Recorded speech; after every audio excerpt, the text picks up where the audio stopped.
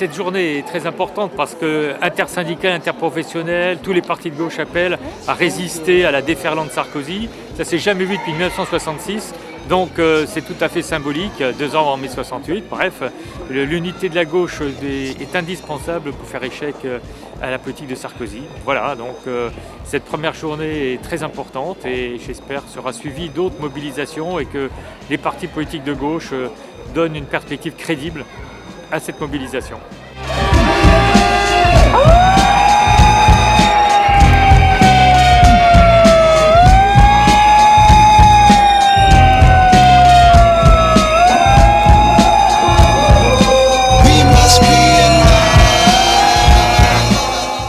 Le malaise social qu'il y a dans notre société. Et là, ce qui se passe à Châlons, ça préfigure des manifestations de plus grande ampleur dans les grosses métropoles, que ce soit à Marseille ou Paris, etc., pour dénoncer l'abus qu'il y a en matière de gestion des salaires, des services publics, de l'emploi. Et là, il y a un ras-le-bol qui se généralise et qui prend son point d'orgue dans les manifestations d'aujourd'hui. Évidemment, ça ne se réglera pas avec une seule journée de manifestation. Il faut d'ores et déjà penser à la suite qui doit être donnée, à savoir les perspectives de grève générale interprofessionnelle de longue haleine pour faire infléchir le gouvernement et le pouvoir établi. Voilà, en gros, les problématiques actuelles qui sont partagées parmi tous les salariés, tous les employés des services publics qui souffrent au quotidien de la baisse de leur salaire, du pouvoir d'achat et de la précarité, ainsi que la flexibilité qui est érigée en règle de gestion absolue pour faire encore plus d'argent à court terme et pour enrichir les privilèges des actionnaires, notamment les dividendes. Et principalement, c'est ce qui se traduit aussi à la Poste actuellement, avec les perspectives d'évolution en société anonyme, qui va aller à l'encontre du service d'intérêt général, et notamment les populations les plus fragiles en zone rurale, les personnes les plus âgées, les pauvres, les chômeurs, les RMistes, qui vont souffrir d'un redéploiement des moyens qui a pour ambition à la Poste uniquement l'urbain et le périurbain. C'est-à-dire que les zones rurales vont être encore plus défavorisées et délaissées qu'elles ne le sont actuellement.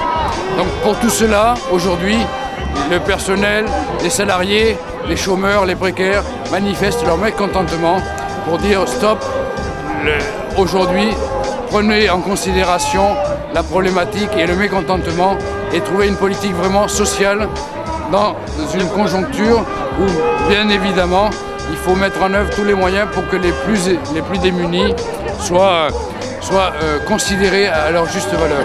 Et aujourd'hui, ce n'est pas le cas. La politique qui est mise en œuvre va à l'encontre de tout ça et précarise encore plus les populations. Alors que les évolutions technologiques devraient faire en sorte que les générations futures aient une meilleure situation sociale et familiale que leurs aînés. Et on n'en prend pas le chemin, malheureusement.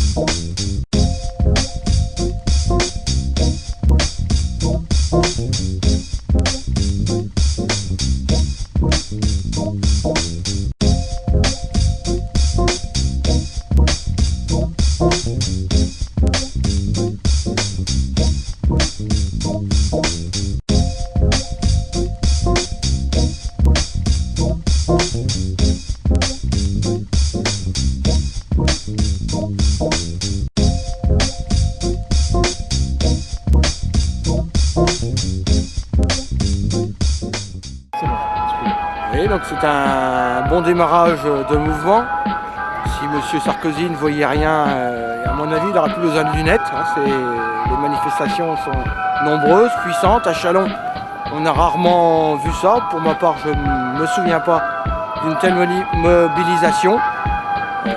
Incontestablement, il faut ouvrir la discussion avec les organisations syndicales, les parlementaires, les partis politiques, car la crise va avoir des effets néfastes si les modifications politiques ne sont pas prises.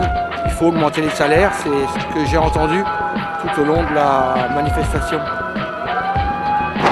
De ce que peuvent dire les médias qui annonçaient ce 29 janvier comme étant un jeudi noir. Bon, moi je le qualifierais plutôt comme un jeudi de toutes les couleurs.